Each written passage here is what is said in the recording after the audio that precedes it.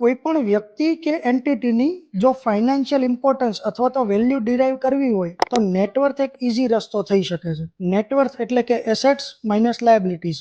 જો તમારે પણ તમારી નેટવર્થ એટલે કે ફાઇનાન્શિયલ ઇમ્પોર્ટન્સ જો વધારવું હોય તો એના માટેના બે જ રસ્તા છે. એક તો ઇન્કમ એટલે કે તમારો કોર બિઝનેસ, અને બીજો રસ્તો છે એસેટ્સ એટલે કે ઇન્વેસ્ટમેન્ટ્સ. સૌથી પહેલા આપણે વાત કરીએ ઇન્કમ અથવા તો કોર બિઝનેસ વિશે. એટલે કે તમારી પાસે કોઈ યુનિક કે મોનોપોલી ટાઈપ એવા આઈડિયાઝ, પ્રોડક્ટ્સ કે સર્વિસીસ હોય કે જેનાથી તમે એક એવો સ્ટ્રોંગ બિઝનેસ ડેવલપ કરો કે જ્યાંથી તમને કન્ટિન્યુઅસલી એક્સ્ટ્રા ઓર્ડિનરી ઇન્કમ આવી શકે અથવા તો એવો કેશ ફ્લો જનરેટ થઈ શકે જે એક્સપોનેન્શિયલી ગ્રો થતો હોય. પણ આવા ઓપ્શન્સ બહુ લિમિટેડ લોકો પાસે અવેલેબલ્સ હોય છે, એટલા માટે આમાં સફળ થયેલા બહુ ઓછા લોકો તમને જોવા મળી શકે. તો બીજો રસ્તો આપણી પાસે એ છે કે જે લોકો પાસે અથવા તો કંપનીઝની પાસે ઓલરેડી આવી સિસ્ટમ ડેવલપ થયેલી છે એમની સાથે જોડાઈ જાઓ. જેમ કે સ્ટોક માર્કેટ, જ્યાં સ્ટોકમાં ઇન્વેસ્ટ કરવાનો મિનિંગ છે જે તે કંપનીમાં ભાગીદારી. તમને સમજાય એવી કંપનીમાં ઇન્વેસ્ટ કરો કે જે અત્યારે ઓલરેડી સારો એવો પ્રોફિટ કરી રહી છે અથવા તો આવનારા સમયમાં સારો પ્રોફિટ કરી શકે છે એમના આઈડિયાઝ, પ્રોડક્ટ અને સર્વિસમાંથી.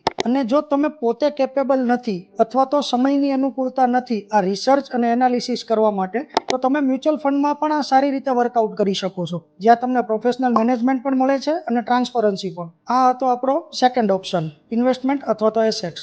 સો if you want to start or discuss your investments, then let's connect.